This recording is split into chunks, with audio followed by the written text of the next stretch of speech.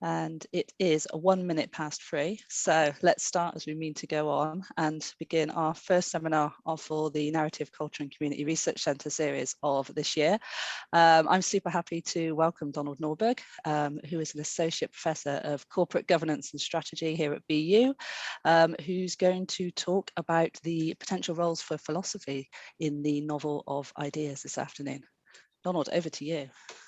Okay, well, thanks very much for letting an intruder come into this camp. I'm not entirely an intruder, as we'll go through in a few moments, but I've been really puzzled for a long time about the themes that I'm going to be talking about today, and so the long time can be read partly by looking at my face and hair and whatever, and you'll see that I've probably been around a long time. I've had quite a strange career. I've written a couple of books on corporate governance, the most boring subject in management. But I spent most of my life as a journalist, working in a variety of different capacities in different countries. And I worked in business and things that were related to it, managing people and doing stuff like that. But buried a long, long time back in this is this. I have 2 degrees in English literature from the University of Illinois. And back then I was puzzled about some stuff and then didn't do very much with it. I contemplated doing a PhD in English at the time and pulled back from it because I realized I probably wasn't smart enough to contribute very much of anything. And I certainly at that point, age 22, 23, didn't know nearly enough to do anything worthwhile. And so I kind of parked it and it all got forgotten. But I've been carrying the books around with me to all the different countries I've lived in and places I've worked and houses I've lived in. And the books are beginning to accumulate. And if you can see behind me, I've got stacks of books over here, which are the ones I'm planning to read now. And when I finish those, it'll be that stack. And that's just the stuff that's in my study. And there's just so much of this stuff that I felt I really had to do something. And I'm getting old enough now that I don't care anymore about refs and things like that. My ref submission for the last time in corporate governance is done and dusted. And whether it's any good or not, I don't know. But I'm going to try something else with the next period of my life. And so that was it. Except for this. What I decided to do was this. I'm now a PhD candidate at Exeter, studying creative writing. So this is my justification for attaching myself to you folks, because I thought it would be a way to, talk about ideas with people who are also interested in those kinds of ideas. And a PhD at Exeter in creative writing looks a bit like this. It involves an essay, about 30,000 words, and writing a book-length piece of creative work. It could be a play, it could be a series of short stories, it could be a volume of poetry, it could be film scripts, things like that. It could be any variety of things, but I'm doing a novel because it's the most straightforward and I don't have to learn how to do anything technical. The essay, however, is an interesting thing. It's supposed to pivot off the novel, and it's supposed to be theoretical and based in literature, that is literary criticism or whatever, and pull out different kinds of things that are related to the problem of the novel.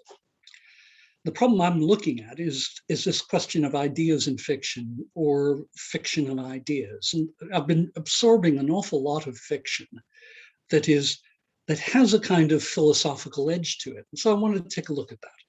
I'll have to write an introduction and a set of conclusions, but in the middle of that is a series of chapters that sort of form a conventional thesis, but I'm writing them in a way that looks a bit like the BU integrated thesis.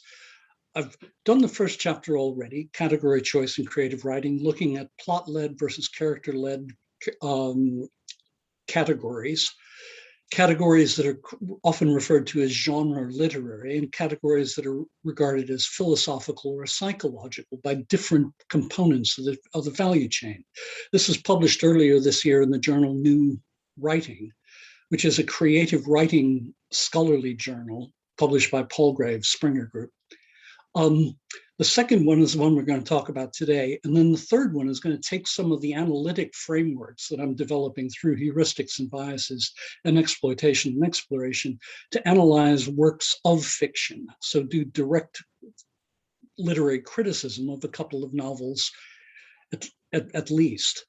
First one will be Overstory, Richard Powers' book that has won quite a lot of awards, and Elizabeth Mackenzie's book, The Portable Veblen, that also won quite a lot of awards.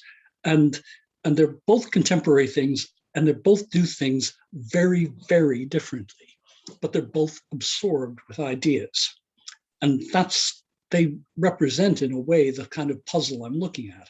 I could have picked a number of other things. Indeed, when I applied for this, I didn't know either of these novels. And I was going to do it with David Foster Wallace's Infinite Jest, Jonathan Franzen's The Corrections, and Paul Auster's book 4321, because I hadn't read them. And I felt I was going to challenge myself to get through 3 books that are at least 500 and go up to 1,000 pages of stuff. And I'm now getting less ambitious about it and just want to get the PhD done. The novel is about 30,000 words in, so roughly speaking, I'm kind of halfway through the process. And hopefully the second half is going to run faster than the first half did. I've been doing this for a couple of years now. So let's look at this chapter 2, enactment or exploration, 2 roles for philosophy in the novel of ideas. This has been accepted for publication at the journal Philosophy and Literature. That's one of the Johns Hopkins stable of humanities publications. They wrote back to me saying that they have a rejection rate of 93%, and that they were very pleased to get my paper, and they didn't want any changes in it. And I then found some mistakes. But the manuscript is with them with a couple of those mistakes done. And I've since been thinking about all kinds of things that I probably should have said and didn't and whatever. Anyway, that always happens. Let's take a look at a few things. What do these have in common? Has anybody read all of them? I have not.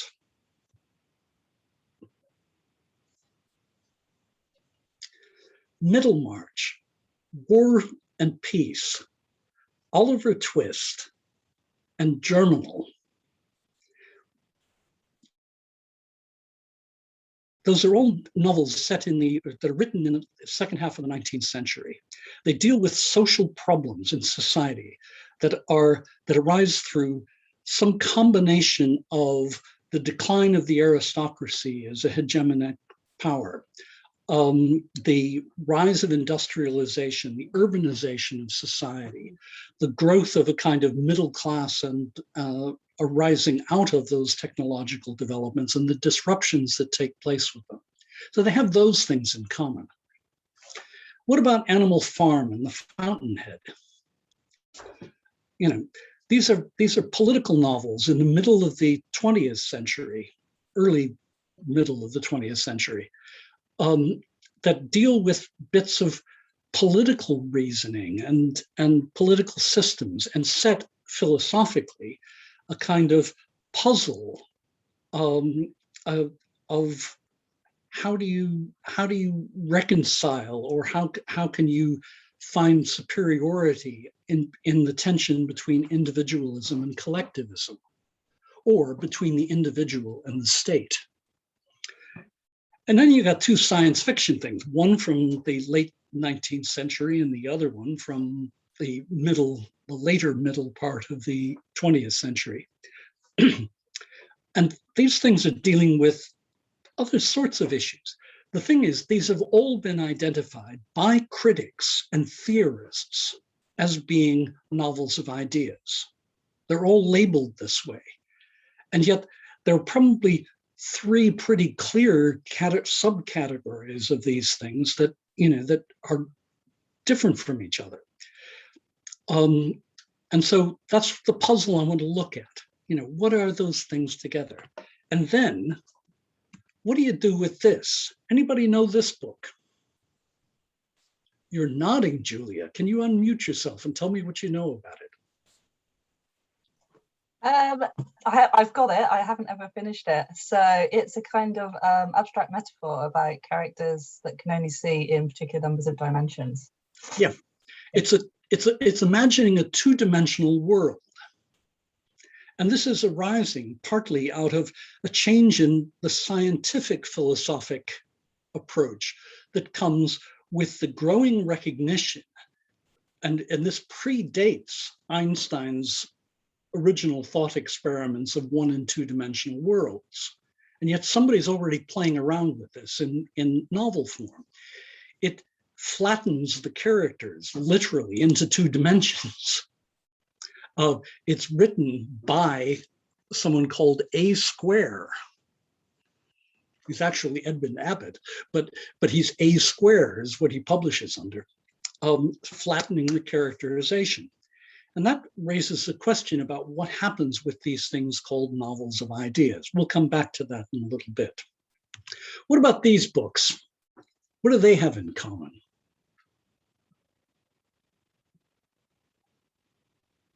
Has anybody read those? Nope. Pynchon and William Gaddis, 1960s, late 1960s novels that have a kind of scientific origin to them. But it's not the science fiction of Robert Heinlein, who was still writing at the same time. But they're completely different because it's not just the technology is allowing us to think of different worlds. It's a different kind of thing. It's the technology. The whole philosophy of literature is being torn apart. They're published shortly after the philosopher Thomas Kuhn published his book, The Structure of Scientific Revolutions, 1962, where he talks about how science is not a fixed thing, that science works in paradigms, and paradigm shifts take place as we gather more information, as Newtonian physics gives way to Einsteinian physics, which gives way to quantum physics, which Einstein couldn't get his head around. And these kinds of paradigms change the way we look at the world, change the kind of ontology that's behind there. And that the ontological assumptions of the kind of physics we're currently living with are being challenged again through things like superstring theory, which is itself now being challenged, and other sorts of ways like that. And those guys are, Gaddis and Pynchon, are working and playing in that kind of field and saying, how do the characters deal with these shifts? So it's not the same kind of thing as just imagining another world and putting characters in and see what they do. It's a much more deeper psychological kind of study than say Heinlein's delivering. Ian McEwan, Coetzee, they write beautiful books, and they're labeled novelists of ideas. The Elizabeth Costello novel of Coetzee is one that deals with its principal character is a philosopher and the book is written not in chapters, but in lectures. So it's designed around a philosophical motif. But the philosophical presentation keeps being undermined by the events that are taking place around the lectures, where you begin to see the gaps in the understanding of the protagonist. And Atonement's a lovely book, and it's got lots of things, and there's lots of stuff about Ian McEwan being a novelist of ideas, but it doesn't feel anything like those books we looked at in the previous slide. DeLillo puts us into dystopian worlds and strange things, and Paul Auster, Oracle Knight's got lovely stuff in it, where he writes this realistic novel that suddenly goes weird every time he walks into a bookstore, a particular bookstore. the world starts to look differently and functions differently, has different rules. And these things are all called novels of ideas in criticism, which strikes me that critics might be being a little lazy about things and maybe, using a label that was generated someplace else. The label novel of ideas actually comes about in the 1920s in the high period of modernism, where people like the Bloomsbury set were denigrating the whole tradition of late 19th century fiction because it was too concerned with social issues and not concerned enough with art. But then, we now got another group of novels called this, and they seem to be different, and they come from a different time period, so maybe there's a time shift here. But what do we do about this? This novel, Life and Opinions of Tristram Shandy, when I read this thing more than 50 years ago, I was completely stunned by it because it's so different and so strange and weird and wonderful. If you don't know Tristram Shandy, does everybody know Tristram Shandy? Yes, a few nods. If anyone doesn't know it, it's the Life and Opinions of Tristram Shandy in several volumes and published in the height of the Enlightenment, when John Locke is writing his notions of reason and Immanuel Kant is writing his notions of reason. And out comes this work where the Life and Opinions of Tristram Shandy, in its 700 pages in my volume, never gets beyond just a day or so after he's born. And it loops and goes in all kinds of strange directions and has lots of stuff in it that make no sense whatsoever. And that too is labeled a novel of ideas by a lot of contemporary critics. It's maybe the first novel of ideas. And so this novel of ideas concept is one that's strange. It doesn't really work. I'm going to try to pull up a copy of the paper because I don't have a slide for this, but there's a thing where Mary McCarthy saw the term novels of ideas as not so much contradictory as tautological. And she applied it to Herman Melville and George Eliot and Balzac and Dostoevsky and all sorts of other people. Iris Murdoch, however, turned around and said, that's not the way it works at all. Novels and ideas, philosophy are completely different. And of course, Iris Murdoch was famously a very prominent novelist and a very prominent philosopher, and tried to keep those two things, she thought, completely separate from each other. And there are a bunch of other things, people in the paper that I quote as literary critics talking about the problems of this thing. Meekinen, for example, says that literary works like this are subordinating the function and purpose of subordinated to the function and purpose of philosophical argument. We're going to see some other examples of that as we go through. So I started looking around to try to find what people were saying about it. And this was one of the earliest references that I could find to try to define the novel of ideas.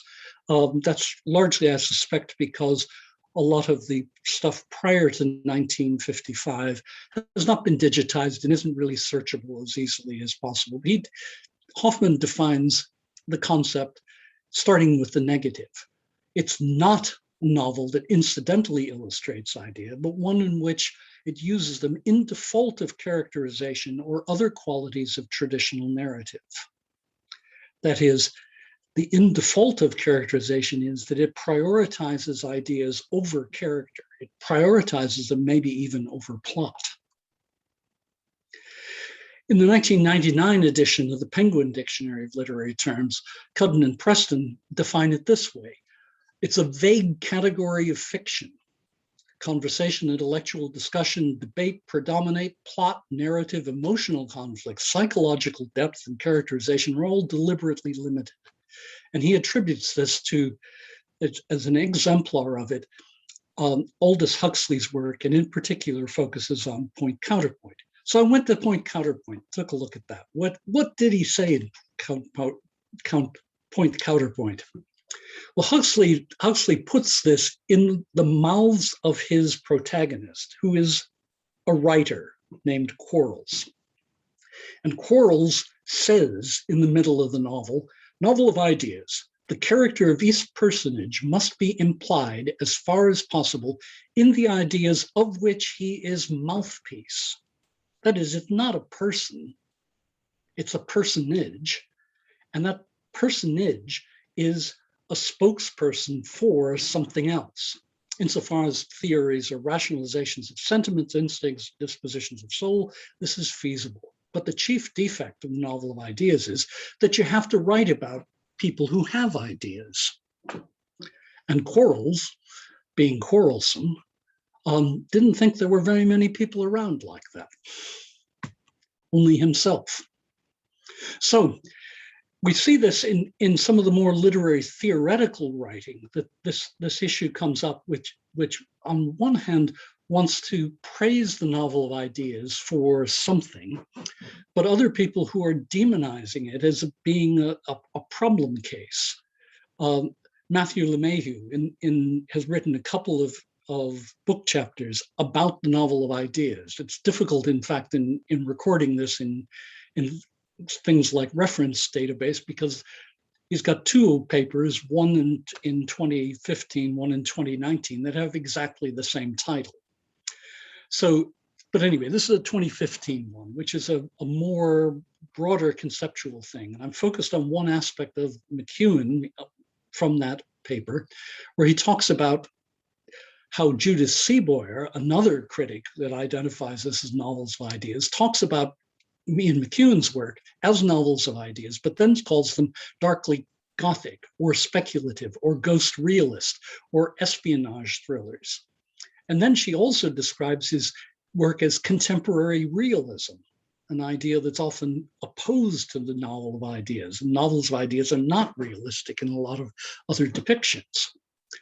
And Xian Ngai has written a book that talks about gimmickry in fiction, and has a 110-page chapter about what she calls the novel of ready-made ideas, the novel of ideas, where she's attacking the whole notion of it and saying that this is a kind of thing that seems to have pushed a genre famous for its versatility to using a surprisingly limited repertoire of techniques.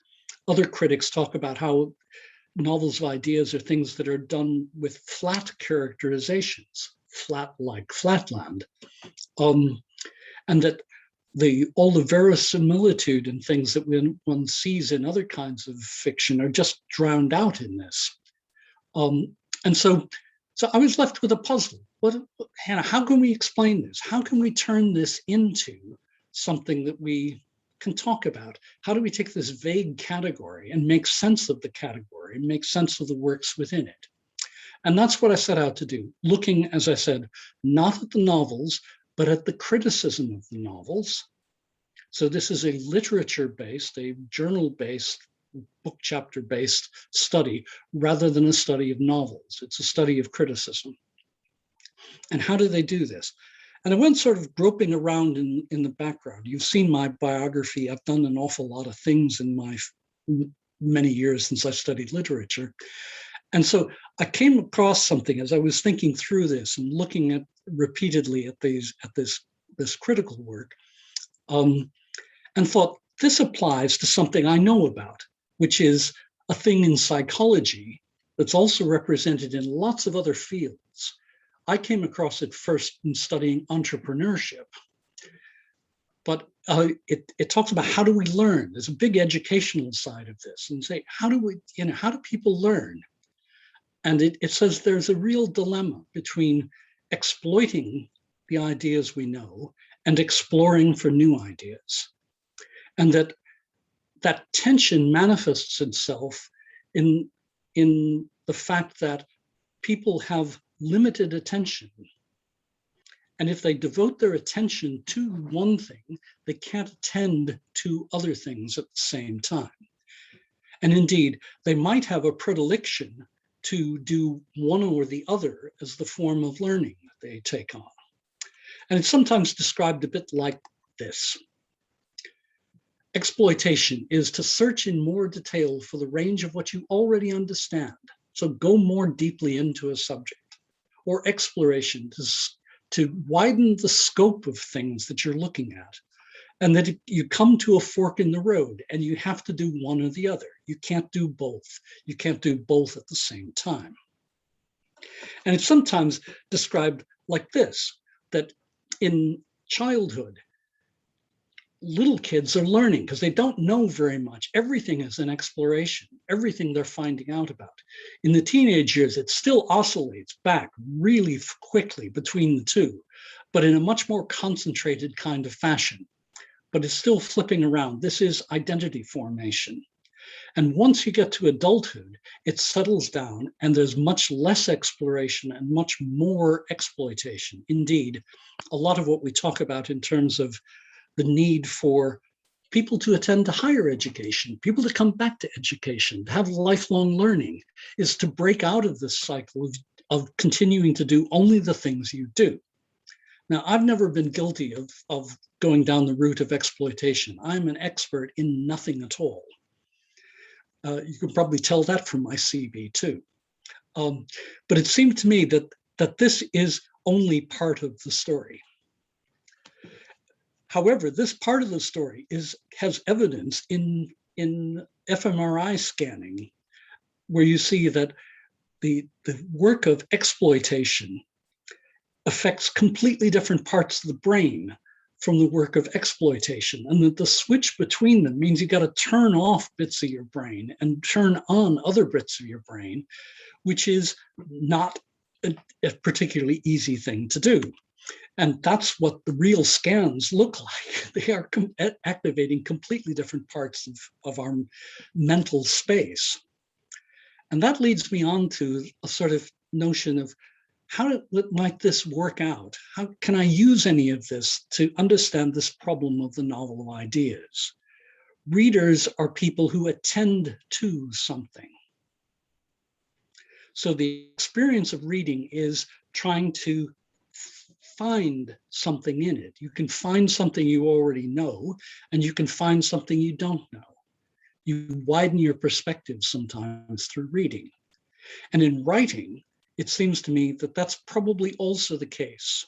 I don't want to prejudge this before I've got my novel written, but the novel part of this project is related to this, in that a lot of the things that we saw are things where the novelist may be trying to use stuff that she is already familiar with, or try to work out something that isn't there. There's literature that discusses this as well. Quentin, for example, talks about doing philosophy in literature, or doing philosophy through literature, that literature becomes a medium for philosophical debate, or it becomes an attempt to understand a philosophical concept that you can't get to, that you can't quite grasp. And so it seemed to me that from the point of view of the writer, that dilemma is not a dilemma between exploitation and exploration. It's enactment. It's putting an act around it, illustrating something being enacted or exploring new ideas. And I try to do this by taking those things we looked at before. This bunch of books strike me as being things that are enacting a well-articulated, or a couple of well-articulated philosophical stances and putting them in opposition to each other, whether it's social tensions, political tensions, or tensions between the world as we understand it in normal science and the world as we might be able to imagine it. Although that science fiction stuff begins to move over the edge. And this bunch of novels, these are all novels that are not only called novels of ideas, they're also called postmodern. And postmodernism is this vague category of philosophy that's got lots of junk thrown into it. But it's where everything is connected, and it's really hard to know. You're dealing with an ontological uncertainty, an epistemological uncertainty, and probably an ethical uncertainty of just how things work, because it runs on complexity. I also draw some parallels in the paper to the sort of neopragmatist versions of philosophy, where there may be a more hopeful side of things than a lot of what we see in postmodern discussions. And what I'm hoping to do is to find, as I go through analyzing the papers, that neopragmatism might count a bit in how we do this. That still, however, does not explain this. This is weird. And it doesn't quite explain this, which is that almost a kind of crossover, I think, between the enactment of a philosophical stance and an exploration of what the world would be like if we could only see in two dimensions. It is flattening characterization, but it is opening the ideas to ideas we find uncomfortable and rather unsettling. So, what am I going to do next? And that's this. I said at the outset, I'm going to analyze some works of fiction, take ideas seriously. Richard Powers, The Overstory, won the National Book Prize. It was shortlisted for the Booker Prize in the UK.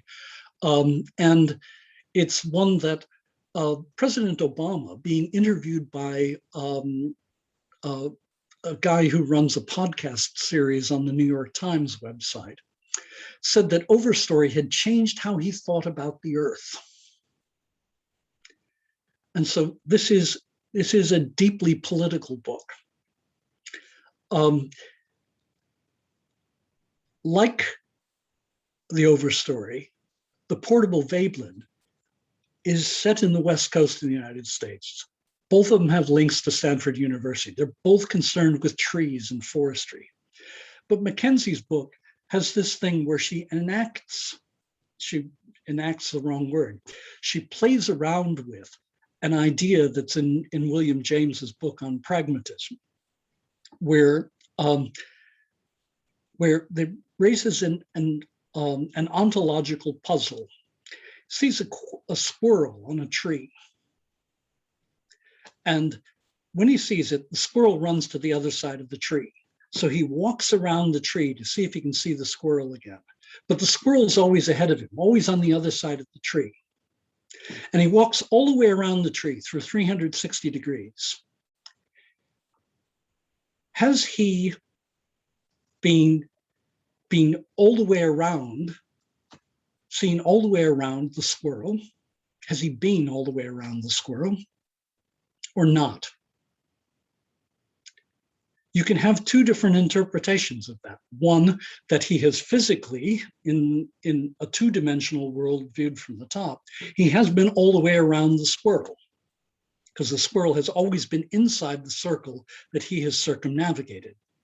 On the other hand, he has never been in a position to see the squirrel itself. So the squirrel has always been facing him while he's been doing this, and with the tree in between them. So what's real in this? This is an ontological puzzle, and what happens with Elizabeth Mackenzie is that she befriends a squirrel, and that squirrel begins to appear all over the places that the character, a character is named Veblen, her first name is Veblen, named after the philosopher and sociologist Thorsten Veblen. And she's trying to find out who she is. She's trying to understand this philosopher sociologist's work, famous for the Theory of the Leisure Classes is his most famous book. Trying to understand who she is through this thing. This is a completely madcap book that does all kinds of strange things. The New York Times Book Review called it a screwball comedy with a dash of mental illness. And Jonathan Franzen talked about it as being seriously funny. Now, Franzen is one of the novelists who's called a novelist of ideas. He's somebody who plays around with dealing with big ideas and writing big books about big ideas. And he calls it seriously funny. It's funny, but it's serious. And I find it really interesting because it seemed to me, as I read both of these things in rapid succession, that Mackenzie was doing this exploration, trying to figure out what the protagonist's identity was, what Veblen, the philosopher sociologist, was, what the squirrel was, what William James was up to. While Overstory is this thing of ecological crisis. If you haven't read Overstory, I don't want to spoil the puzzle for you, but it starts out, the first part of the book introduces 6 characters or sets of characters who then, through the rest of the book, come to interact and overlap and come together in a scene of crisis and then split back apart again. They are a variety of people in different kinds of occupations and different sorts of attitudes towards issues associated with climate change and forestry. And the problem of the story is that a forest on the West Coast is being cut down by a timber company, forestry company, for the sake of making timber, and being replanted with ordinary fast-growing trees in a monoculture. And therefore, what we've got in the Overstory is a thing where there is one stance, the stance of the forestry company, that's clearly wrong, and another stance of the individual characters that are complex. But they all the characters move towards a greater environmental understanding and then suffer consequences or have successes as a result of that. And what it seems to me is that these 2 books in many ways exemplify the thing that I've been wanting to study anyway, that Richard Powers is enacting a contemporary debate, and Elizabeth Mackenzie is exploring and doesn't have any fixed notions of ontology and wonders about this whole thing, and wonders about the pragmatist notion of, what is reality between the squirrel and the self in this circle around. And so I think it's going to be great fun to do this. I'm going to pick these apart and try to identify, for the sake of the creative writing element of the study, how did the authors do these kinds of things? Not so much did they do them, but how did they do them? What devices are being used in narrative terms to create these effects of enactment and exploration? And then I was listening to a podcast, New York Times podcast, where they were interviewing the novelist and critic Thomas Mellon just last week. And Powers said that Powers was talking, they were talking about Jonathan Franzen, but Powers came up as a contrast to Franzen, and that Powers is less interested in being a novelist than being a saint, and that the themes are crushing the narrative of his story. And I must say, that's much the way that I felt about it too when I read the book several months ago. So anyway, so that's where I am with it.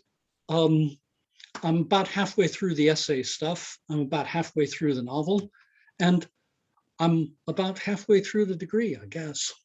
But I'm finished with the presentation. Questions? Thank you very much, Donald. That was really interesting. You covered a lot of ground and a lot of books in a short space of time. I can see that Brad's already got his hand up, so I will hand it straight over. Okay, hello. Fascinating presentation. Really enjoyed that. And I have a book recommendation for you too. It's sort of a send up, I think, maybe of the novel of ideas. I don't know if you've heard of Tibor Fischer, but he has a novel called The Thought Gang. And it's a farcical book about sort of a dissolute college professor who meets an ex-convict bank robber, and they set about doing a bunch of philosophical bank robberies, because the bank robber becomes fascinated with this philosophy professor's different ideas about different philosophical systems, and the professor becomes fascinated with the bank robber's expertise in robbing banks. And so they set about doing these capers, and they become the thought gang. Anyways, might be interesting to have a look at. Yeah, please, can you put in the chat or something? Yeah, I will. I guess my question, I think that's an interesting observation about how the novel of ideas tends to sort of flatten characters, and I think that makes good sense. And well, it makes good sense for some of the books. Certain types of novels of ideas. Yeah. The ones I think that I'm talking about as enacting a philosophical debate are ones that have flat characters, with the exception of Flatland.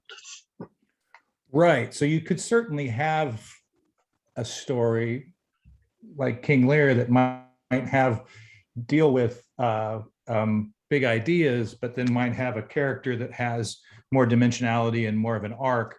Whereas you have some that are more like this mouthpiece idea, where they need, in order for them to represent some sort of coherent position, they can't necessarily have what we would consider a traditional character arc, where they change, where they're transformed by the narrative structure. So in a case like that, what makes the story something compelling to follow, that they, in a sense, what the change is the world around them? In other words, they stay consistent and their ideas start altering the narrative world that they're engaging with. Well, it can be that they're changing the narrative world, I suppose. A lot of the books, however, are taking sides. I mean, this is certainly the case with Ayn Rand and with George Orwell. They're taking sides in the debate. They think one side's good and the other side's evil. And I was struck when I first started thinking about this, about how different those two books are. But the more I thought about it, the more I realized they're actually talking in some ways the same side. They're both talking about the individual as being something that should be valued rather than the collectivist spirit. Well, and Orwell can kind of flip. I mean, in 1984, he's critiquing totalitarianism. In Animal Farm, he's critiquing communism. So he can look at the right or the left depending on the position that he wants to take.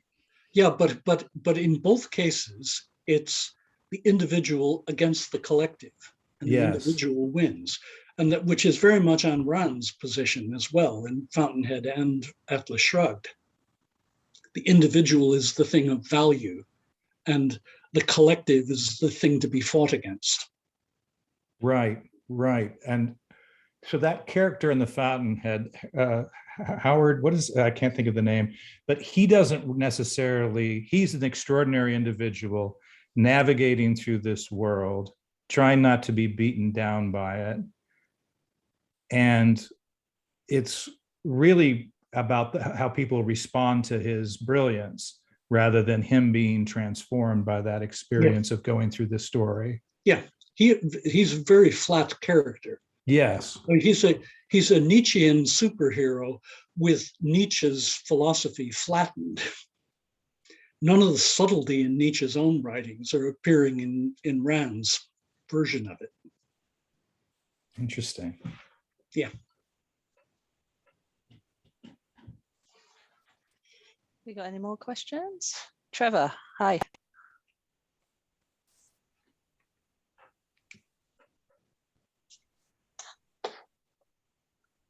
We can't hear you, I'm sorry, and I don't know why, because you are unmuted.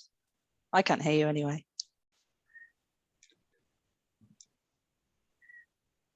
Can you hear me now? Yeah, perfect. Yep. Great, okay, sorry about that. Just off the back of that, I wonder if, in a sense, that the novel doesn't lend itself really to characters as ciphers because of the inherent psychological complexity that's required for a novel to function. Unlike, for instance, the allegory of medieval mystery plays, where you have much clearer ciphers who are able to speak their position or represent their position in a symbolic way, because that's an accepted form of allegory, being a way of platforming ideas in that way. Animal Farm is an allegory, isn't it? But would you not say, yes, it is. Yeah, I think that's the point, isn't it? That it doesn't work in the sense that we have psychological complexity in there of character. Yeah. And that's what I'm getting at, I think, with trying to separate these things that people call novels of ideas into at least two subcategories, ones that enact a known philosophical argument, debate, like in allegorical fashion, and other ones that are much more exploratory and trying to work out things. And I see these being associated particularly with the stuff that happens in postmodernism, where the ontologies is so uncertain, that I think what the authors are doing is trying to work out what these ideas that they're hearing about mean. How does this work? How does the Deleuzian notion of immanence, how does that work for real people? How is the past and present, the past and future always embodied in the present? That's a puzzle. No, absolutely. And you try to explore how that works and that's part of what I'm doing is I've got a novel that's set in 3 time periods. So there is a past, present, and future in the novel. And it plays back across each other, and how elements of people who never talk to each other, somehow that never talking to each other is a communicated thing. Do you think that the postmodern novel, in a sense, offers a much richer environment? I think it's more exploratory, precisely because the philosophy is harder to understand. Mm-hmm. No, it's a fascinating area, and thank you very much for the presentation. See a question from Simon, please. Oh, hello. Right, I'll leave the video off because the signal's not great. Yeah, thank you, Donald. It's great. My mind's buzzing, but yeah, I want to ask about your Archimedean point. In as much as, I love the presentation, it's fantastic, and it's a great project. I'm thinking about this sort of soup of relative terms, and you're introducing a sort of cleaver into this soup, and you're separating a range called novels of ideas, and there's support for that. These are constructions, but these constructions kind of solidify. The Oxford University Press all set up an encyclopedia piece with novel of ideas. Okay, fine. And you want to introduce another cleaver into that novel of ideas and have the enacted ones and then the exploratory ones, if I understand that correctly. Mm-hmm. Say on the enacted one, something like Middlemarch. There's a lovely essay by, well, it's not lovely, it's an incredibly irritating essay, but I think the guy's called Knopfelmacher, where he sets up George Eliot's various positions that she has in Middlemarch, and then she tests them against Marx, against Freud, against, and he calls these various challenges. So he's reading, or rather constructing from Eliot's novel, various philosophical positions, and he's testing them against these other fixed positions. Now, does he do Spinoza? I think he might do. I think he might. It's years since I've read that. But because Spinoza, George Eliot translated Spinoza's work. Yeah, I know. Yeah, into English. But my point being that these fixed positions, and this is why I always found Knopfelmacher irritating, that these fixed positions are not fixed positions at all. They are fixed insofar as his narration of these positions fixes them momentarily. There is no Freudian position. We simply articulate a position, we call it Freudian, and it momentarily solidifies. It's that old one about going back to 70s Marxism. It sort of spiraled into this hellish pit of what is true Marxism. Nobody had a monopoly on that. These positions are in themselves arrived at through exploratory narrative. So I'm wondering whether your division there, this cleaver you've put down through the novel of ideas, where the one side of that, the enacted, is not in the setting up of those positions itself, partly exploratory. There's this, this narrated exploration of the idea in order to get the idea to gel in the first place. Now, I'm sure if you give me 10 minutes, there's probably a mirror thing going on in exploratory. There's probably some sort of enactment going on in the exploratory. So I'm wondering whether or not it. Yeah, I'm. Okay, I think I know. Yeah. Okay. Yeah. I think I know how I'd like to respond to it, and that is, I'm going to go back to the previous paper that you haven't heard before, but has been published, where I talk about how categories blur, and dealing with their big categories that have overlapping elements, but that novels often sit between them.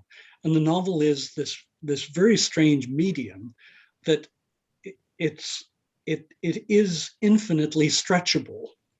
It ought to be, because you can write fiction in any language and translate it into any language. You can have it any length from 6 words. Hemingway's famous short story. You know Hemingway's 6-word short story? Yeah.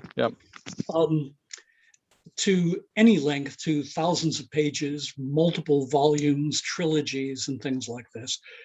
You can enact fiction in other forms as well, not just the novel, but you can do it in television series.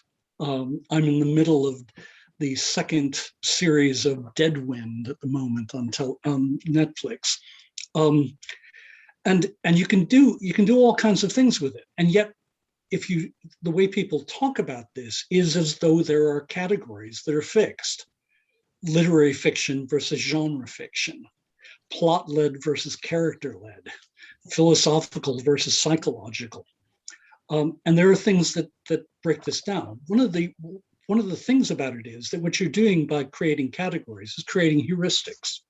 And heuristics allow you to focus on certain kinds of things and not focus on other things. And that heuristics are built through a series of things in Tversky and Kahneman's work. They're built on sort of 3 platforms, one of which is the anchor point, the thing that you can hold on to. Yeah. And what I suggested in the first paper is that one of the things that authors do to break out of categories is to move the anchor point. So you take away the thing that's the fixed element in what you're doing that allows you to explore. And that then builds into this notion of exploration. You can take something that starts in one place with a set of fixed ideas, for example, and moves away by dismantling your anchor point. This is what I think is happening in Oracle Night, where walking into the bookshop puts him into a world that looks familiar but isn't familiar, and everything starts in his brain starts moving around. The protagonist. Yeah, I think what I was asking about. Yeah, I think what I was asking more about was the heuristics involved in your project, rather than the heuristics involved, that are used by authors or that you're identifying or claiming to identify in the novels. There, you've heuristically set up 2 oppositional points there, but in order to create the one enactment, surely that involves a lot of exploratory, to use your term, narration in order to enact a position. So. Well, to put it another way, are you conceiving of these things as 2 binaries, or are they on a sliding scale, or is this a kind of I think polar thing, or I don't. I mean, I'm setting up the categories as another way of thinking about it. Yeah, and I don't see the categories as fixed. I think they're okay. And this is one of those problems of the things that, if I set out a group of novels saying, what do they have in common? Well, not very much, actually. Right. On both sides, they have not very much in common. What they have in common is that they're talked about as being novels of ideas. And then I'm saying, how do they work? Well, one set of it works mainly by enacting stuff. The other one works mainly by exploring stuff. But that doesn't mean there aren't crossovers. And that's what I think is the interesting thing about Tristram Shandy and Flatland in particular, is that they work differently from the others. Right. I think it's probably just me, but I was slightly worried there was a bit of essentialism going on rather than a pragmatism. Yeah. Oh, yeah. Well, right. It's so hard to break out of essentialism and embrace pragmatism, and that's what I'm trying to do in my writing. And I'm not. Okay. Good luck. No, I mean, yeah, no, genuinely, yeah. Great, thank you. Yeah. Thank you both. Has anyone got one last question?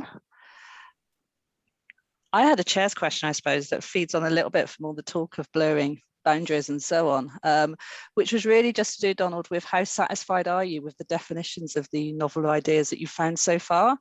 And are you kind of co-opting them in together, or are you just kind of acknowledging this is very hazy? I think it's a vague category, but I think there is something real that happens at the level of the writing. That there is a reason why John le Carré is regarded as a great novelist, and Charles Cummings, writing in the same genre, is a good writer. Like when I was contemplating my PhD in literature back when I was 23, I was going to write. I was thinking about writing a thesis about contrasting Shakespeare with Ben Jonson and saying, why is one great and the other good? And then doing it with Ibsen and Strindberg. Why is one great and the other just good? So is it a question of quality then? Is this what you're taking from the definitions? And then do it with Bernard Shaw and Bertolt Brecht. And say, there are lots of similarities between those pairs of people, but one of each pair is being regarded years and years later as being important, and the other one is by whom? It's entertaining. Yeah. By what you mean at this point in time, particularly? Because I mean, like, as Simon kind of pointed out, these things do change, don't they? Yeah, they do change, but I think I was looking at it 50 years ago and saying, and I don't think general public opinion has changed about those pairs of writers during 50 years.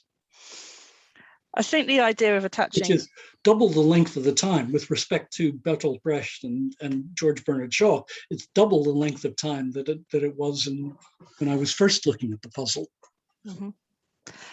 I think it's interesting that it's so closely tied to this kind of subjective notion of quality, because I suppose I think about a lot of science fiction and so on and think, well, how are those not novels of ideas? They're enacting different conceptions of philosophies in all sorts of ways. They are. Yeah.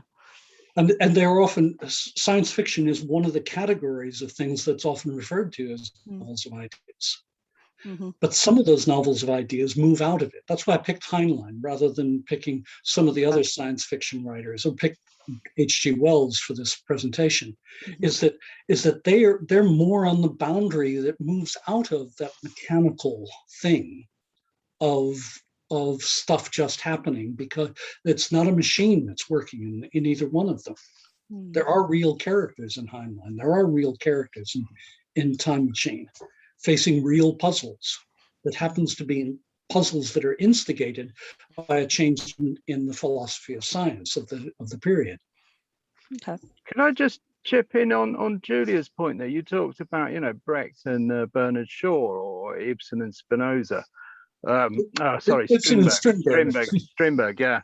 Yeah, sorry, that was from our earlier. Oh, and I remember it was Strauss that was the other one that Knopfler talked about. Anyway, the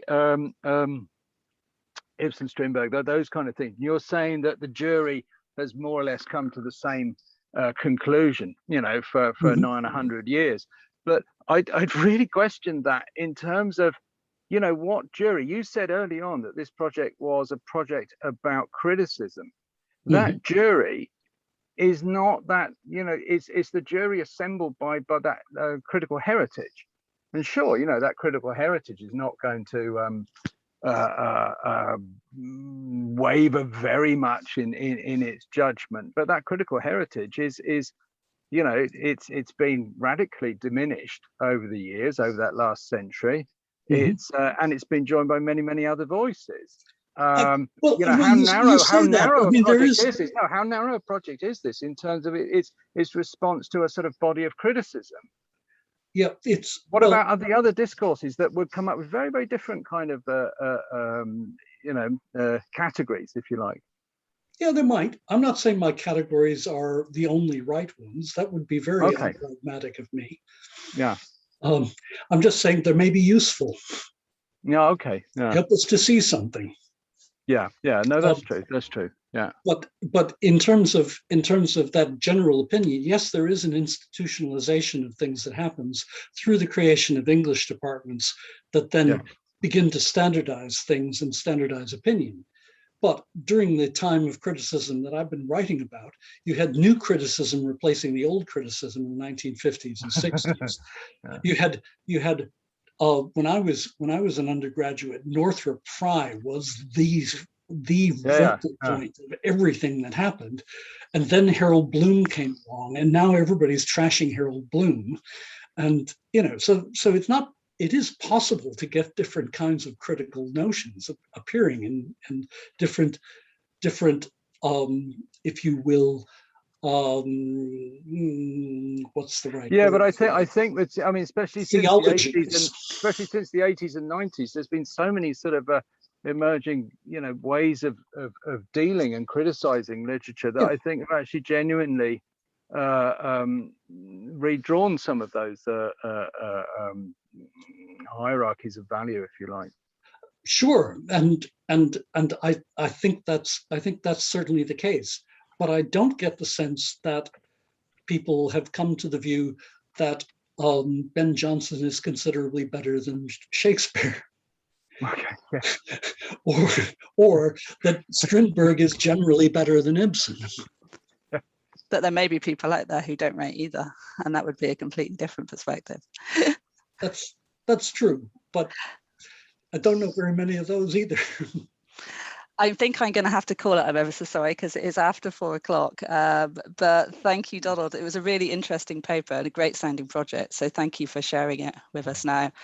And thank you, everyone, for making the time to turn up. We're going to do our next NCCR session in person as a departure from the events of the last year, which is going to be Annie East talking about her lockdown film project. And that's on Wednesday, the 17th of November. I don't know if we're going to try and broadcast it as well. Probably not, but we might try and record it. I think that sounds more within my capabilities, maybe. So yeah, thank you all so much. Thank you everyone for the questions and comments, and thank you, Donald, again for a really excellent paper. Yeah, absolutely. Thank you. Yeah. Thank you all for coming.